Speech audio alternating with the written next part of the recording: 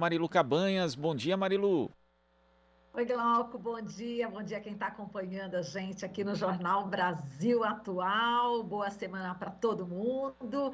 E a gente vai falar agora sobre a pandemia e a CPI da Covid com o nosso convidado, Arthur Quioro, médico sanitarista, professor universitário, ex-ministro da Saúde. Olá, Quioro, seja bem-vindo, bom dia.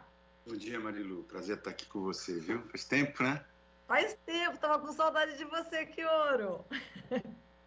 Vamos lá, Kioro, vamos colocando primeiro aqui o quadro atual, né, da pandemia. Vou traçar aqui alguns números que se referem a vidas, né? Sempre lembrando, o Brasil registrou nesse domingo 238 mortes por Covid-19, o total de óbitos chega a 594.484 desde o início da pandemia. A média móvel de mortes na última semana ficou em 528, em comparação com a média de 2 semanas atrás, houve aumento de 13%, o que aponta a estabilidade, né? 10 estados e o Distrito Federal tiveram alta na média móvel de mortes. E falando em vacinação, já receberam a primeira dose da vacina, 67,76% da população brasileira, e a segunda dose, ou a dose única, 40,64% da população. Portanto, esse é o quadro, Quioro. Eu queria que você falasse em que ponto que nós estamos agora da pandemia, qual que é a variante que está aí realmente predominante, qual que é a sua avaliação, Quioro? Olha, a minha avaliação é que nós estamos num momento dificílimo de fazer qualquer avaliação. No grupo, no comitê que nós mantemos lá na Universidade Federal de São Paulo, instituído já pela ex-reitora Soraya e mantido agora pelo nosso novo reitor Nelson, com infectologistas, com virologistas, com sanitaristas como eu, que tem aí desde o começo da pandemia participado, a gente semanalmente faz um monitoramento, né? Inclusive para orientar as ações da universidade. E o mais interessante agora é que, assim, sempre nos provocam qual é a aposta, né? E a gente tem dito com bastante, acho que, juízo, de que nós estamos num momento talvez mais difícil de fazer apostas do que vai acontecer. E eu vou explicar rapidamente por quê. É absolutamente concreto que nós estamos experimentando desde meados de junho uma redução do número de casos e número de óbitos, consistente, né? Isto é fruto de uma combinação de fatores, mas sem dúvida nenhuma o avanço, ainda que muito aquém da velocidade necessária, do que poderia ter ocorrido, mas tem muito a ver com a vacinação da população brasileira. Teve a ver também com a altíssima exposição que nós tivemos dos meses principalmente de fevereiro a março, abril, né? Então muita gente se infectou, nós tivemos aquela segunda onda assim, dramática, né? Então, essa combinação de fatores fez com que a gente tivesse, de fato, uma queda sustentada. Há uma predominância, nesse momento, da circulação da variante Delta. Já não é mais a P1. A P1 fez o estrago, né? E nós vimos, principalmente a partir de janeiro, já em dezembro, em Manaus, na região norte do país, e nesse momento há uma predominância. E ainda que, de fato, a variante Delta tenha uma infectividade muito superior às demais variantes, cerca de 100 vezes mais, ela não tem demonstrado uma agressividade, uma capacidade, eu vou falar com um termo mais popular, né? Uma capacidade de produzir casos graves e fatais superior às outras variantes. Ela é mais, ela infecta mais, ela se transmite mais, né? Agora, é difícil saber também o quanto que nós ainda temos a combinação, né, de resistência de anticorpos, porque uma parte considerável da população teve a doença e outra já começa a ficar protegida pela vacinação.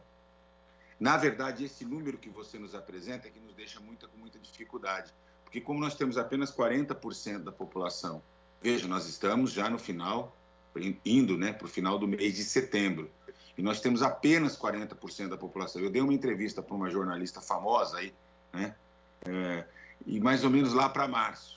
E ela brigou comigo porque diz, não, eu estou fazendo as contas, eu fiz as contas com o pessoal da Fiocruz, o pessoal do Ministério da Secretaria de Estado. Quando chegar setembro, nós vamos ter 70%, 80% da população já vacinada. Falei, não vai ter.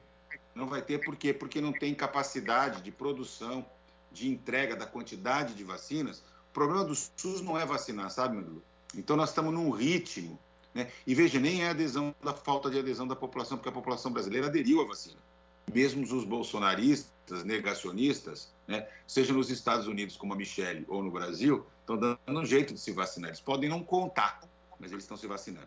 Nosso problema é falta de vacina mesmo, né, em quantidade suficiente. Então, nós estamos com uma cobertura vacinal que ainda não é suficiente para trazer a chamada proteção, né, coletiva, que a gente normalmente começa a atingir acima de 70%, e que o ideal é que a gente chegue próximo dos 85%, 90% da população vacinada. Por isso que eu te disse que o momento é crítico. Nós podemos ter novas variantes, nós temos uma tendência da população de voltar a circular coletivamente sem proteção. Tenho ficado espantado com a quantidade de gente que tirou máscara, né, que não está mais tomando cuidado com o distanciamento físico, né, tocando a vida normalmente. E o ideal é que nós pudéssemos combinar alguma prudência, aliás, muita prudência, né? O uso da máscara, o uso do álcool em gel, pouco distanciamento e a ampliação, intensificação dessa cobertura vacinal. Portanto, nós podemos ter desde pequenos reflexos, como novos aumentos de casos e óbitos, como nós estamos vivendo agora, muito provavelmente tem a ver já com o 7 de setembro, feriadão, né? Vamos ver nos próximos dias. Mas, se a gente for olhar o exemplo dos Estados Unidos, do Reino Unido, dos países europeus de maneira geral, né, que já estavam sob vigência da variante Delta, quando se chegou mais ou menos a esse patamar de vacinação, né, há um aumento do número de casos, mas não necessariamente de internação e de óbitos, mostrando que a vacinação de fato protege. O desafio é saber de fato se nós vamos precisar, bom, que nós vamos precisar sim, mas com que intensidade, com que grupos populacionais precisarão dessa dose de reforço, chamada terceira dose, né, para de fato oferir proteção coletiva.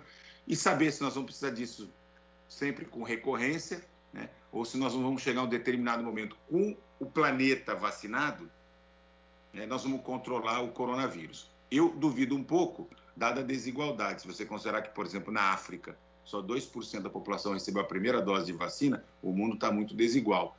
Basta ver aí as discussões que foram feitas lá no Congresso da ONU, né, que apontam um pouco nesse sentido.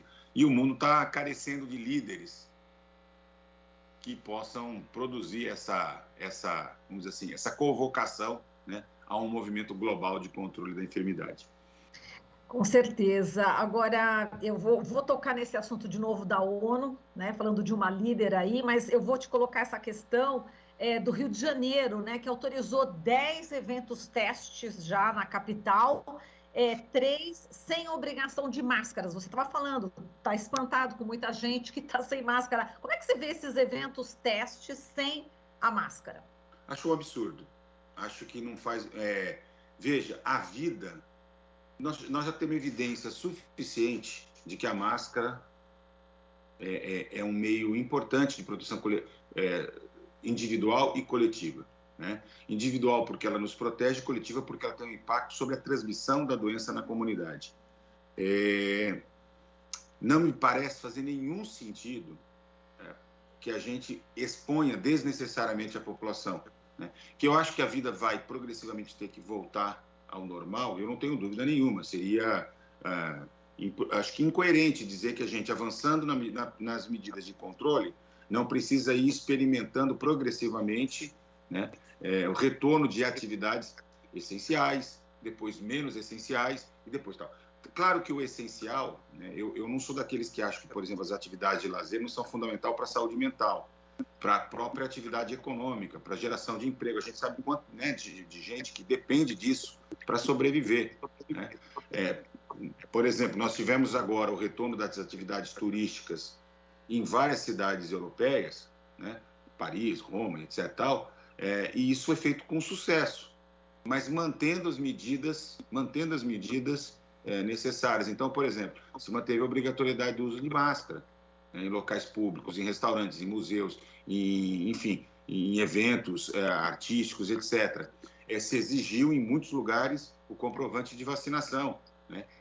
De alguma maneira induzindo as pessoas, né? Você quer vir fazer turismo? Você quer vir compartilhar um espaço público? Dê a sua contribuição, tá certo? E faça isso de maneira protegida. Me parece que esse seria o ideal, quer dizer, combinar um pouco de controle da quantidade para não ter uma aglomeração excessiva, o uso da máscara, o fornecimento do álcool em gel e etc. Tal, né? Mas me parece que está se apostando um pouco em algumas estratégias que já demonstraram que deu errado. O governador da Flórida fez alguma coisa mais ou menos parecida, né? Ele, como bom republicano e negacionista, trampista que né? Simplesmente proibiu o uso de máscara nas escolas. Fez o inverso, né? Usou o poder político para fazer isso. E foi um desastre e teve que recuar dessa medida. Então, me parece que, nessa hora, a prudência, né, no sentido de proteger a população, seria o melhor caminho, né? Então, assim, vamos fazer um distanciamento. Eu vou te dar um exemplo, né? Eu já voltei a jogar futebol no time de sêniors, que eu bato a bola todo sábado. Né? Que legal. Eu continuo usando minha máscara, eu jogo de máscara, né? Eu sou um jogador mascarado, péssimo jogador de futebol. Você joga em qual posição, Fioro? Eu sei que isso incomoda muito meus colegas. Eu não vou nem te contar, porque eu corro atrás da bola, né? Tá bom. Brincadeira. Mas, assim, eu acabo sendo o único que joga com máscara. Tem até outros 2 médicos, tal, né? Não uso, ainda de vez em quando me provocam.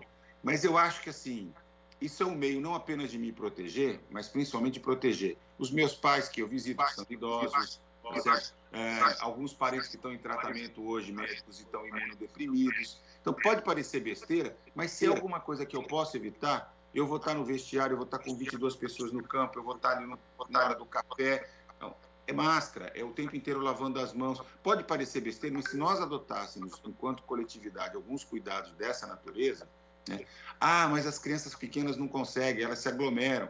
É verdade, né? É verdade. Mas se você é um pouquinho mais, vamos dizer assim, mais capaz de discernimento do que uma criança de 7, de 5, 6 anos, né? Tome uma atitude como essa. Então, o nosso problema também é que a gente tem aí um outro dilema, né? Que é a falta de exemplo que vem de cima, né? Das autoridades governamentais, a começar pelo presidente da República, né?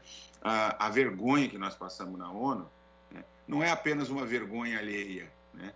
É um anti-exemplo, né? É uma mensagem, né, que é passada para a sociedade, que é extremamente perniciosa. E eu vou dizer mais, né? Eu vou dizer assim, é uma atitude criminosa, porque ela é reiterada, ela é provocativa, ela é consciente, né? E ela deve ter consequências, né? Deve ser chamada às responsabilidades. Parte significativa dessas 600 mil vidas perdidas, né? Nós já estamos nos aproximando desse número macabro, né? Muito provavelmente com as subnotificações e agora com a Prevent Senior e etc., a gente fica sabendo, né? Aquilo que a gente sempre conversou, né? Tivemos mais do que 600 mil óbitos, com certeza, mas não importa. A gente sabe que pelo menos mais de 400 mil seriam evitáveis se nós tivéssemos um esforço coletivo, uma resposta organizada, uma postura civilizada, um governante que liderasse o país, que desse o exemplo, e não tivemos, né?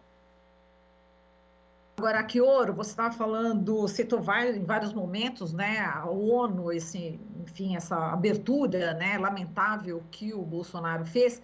E o Jamil Chad, ele trouxe para a gente uma informação, achei tão interessante, eu vou repercutir contigo aqui, justamente a antítese, né, de Bolsonaro, que foi a primeira ministra, né, que enfim, o nome dela que eu vou ler já aqui, Mia Amor Mottley, ela subiu na sexta-feira, segundo o Jamil, no pódio, né, determinada a dizer o que líderes deveriam falar, né, aliás, que deveriam escutar.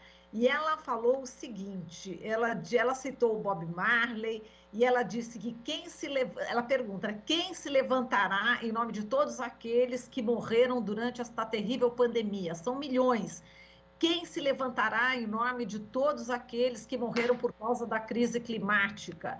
Quantas mais variantes da Covid-19 devem chegar? Quantas mais antes de um plano de ação mundial de vacinação seja implementado? Quantas mais mortes devem ocorrer antes que 1,7 bilhão de vacinas em excesso na posse dos países avançados do mundo sejam compartilhadas com aqueles que simplesmente não têm acesso? Temos os meios para dar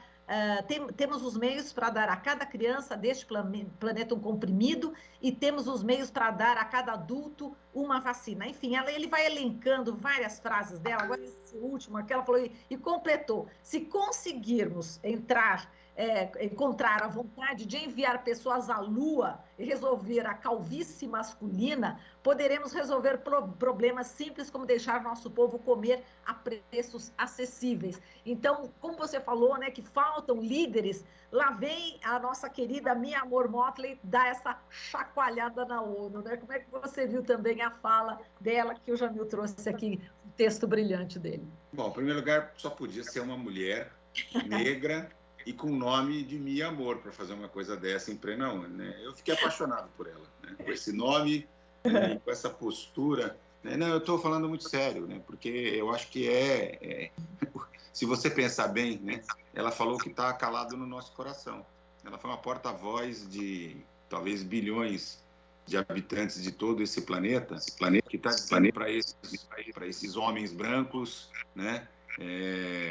Machistas, elitistas, né, que se arvoram a ser líderes do mundo, né, mas são líderes de si mesmos e dos seus interesses, de uma certa lógica neoliberal que é incapaz de colocar na conta, no cálculo, as vidas, o sofrimento, a produção da felicidade, a segurança que esse planeta precisa para poder sair dessa encalacrada que se meteu, né, seja por conta das questões climáticas, seja agora pelas questões sanitárias, estão absolutamente vinculadas, né? Seja por essa lógica de desenvolvimentismo, né? Que, na verdade, só faz alegria, né? E satisfaz as necessidades, né?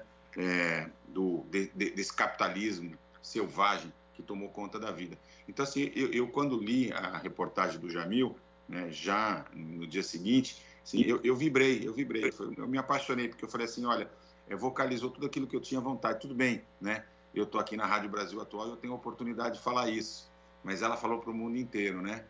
E eu tenho certeza que seria algo... E aí eu vou ser muito sincero, né, no que eu estou falando. Eu tenho certeza que ela compartilha uma certa perspectiva de mundo que o presidente Lula, se fosse o chefe da nossa nação, ou que o Fernando Haddad, se tivesse sido eleito presidente da República, evocariam naquele discurso que abre a Assembleia Geral da ONU, né? Porque o Brasil, por tradição, abre, né? E a gente viu, na verdade, aquele show de horror, com pizza na rua, uma delegação feita basicamente por homens brancos, né? Homens só, sem mulheres, sem negros, né? E de negacionistas, né? Que reagem, por exemplo, com gestos obscenos, como foi o caso lamentável do ministro da Saúde, né? Que acabam contraindo Covid em grupo, em plena Nova York. Quer dizer, mas é um retrato do que é o Brasil de hoje, né?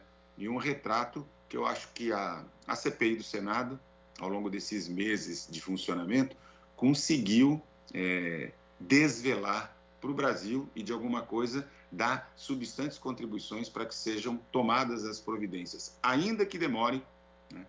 Eu tenho acompanhado a CPI, tenho assessorado, inclusive, a CPI do Senado, né, ao longo desses meses, desde a sua instalação, e meus filhos sempre me perguntam, mas isso vai dar em alguma coisa? Eu falo, filhos, já deu. Primeiro, tornou mais pública do que já era os objetivos e o método de governo.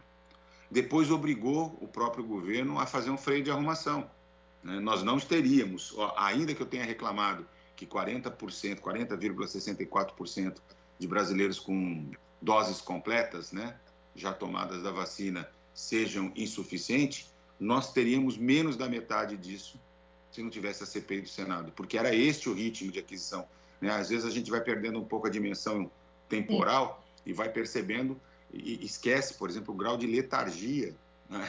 Na verdade, hoje a gente sabe que não era letargia, né? Era de oportunismo, porque, na verdade, a não aquisição das vacinas significava o espaço para uma rede de negócios espúrios que foi desmontada pela CPI. Acho fantástico aqueles senadores da base governista dizendo, não, mas este governo não é corrupto porque não teve nenhuma compra. Não teve porque o Senado, a CPI desmontou, né, com o apoio da imprensa, enfim, mas fundamentalmente com o trabalho daqueles 7 senadores, do G7 e tal, mais os suplentes.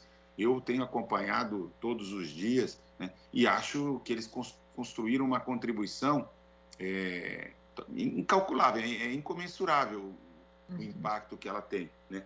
Insisto, em desvelar os reais objetivos, em demonstrar qual era o método, de comprovar o caos do ponto de vista administrativo, mas os reais interesses, que era essa rede de negócios, né, que envolve o tempo inteiro a família, que envolve inteiro a rede parlamentar de apoio, mas que envolve diretamente esses membros do governo, inclusive, né, a trupe, vamos dizer assim, de farda, né, que está altamente medida. É só coronel para cá, é só coronel para cá, é só general para lá, é o tempo inteiro, né?